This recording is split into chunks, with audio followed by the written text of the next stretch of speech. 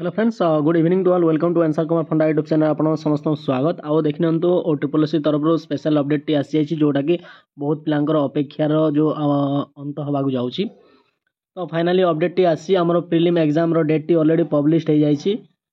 तो RI ICDS supervisor ARY अमीन SFS रो exam date T published हो जाइछि। ओके, तो एग्जाम केबे होबो ना 20 सेप्टेम्बर रु हमर चलिबो अप टू 20 अक्टोबर जाए होबार चांस अछि। एटा ऑल ओवर ओडिशा होबो है स्टेट सारा ओडिशा सारा सबू जगह हम एग्जाम टी। ओके, तेणुक मे बी 20 अक्टोबर पर्यंत चली पारे, किंतु को डिस्ट्रिक्ट मे बी जल्दी भी सरी जाई पारे, सेमिति किछि एटा नै।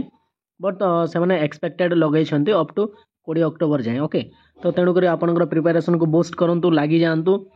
आउ आपण वन ऑफ द बेस्ट जो चांसेस अछि आपनकर फुल एफर्ट्स लगाई कि भलो कि दियंतु। Okay, thank you, bye, have a nice day, be happy, keep smiling, bye.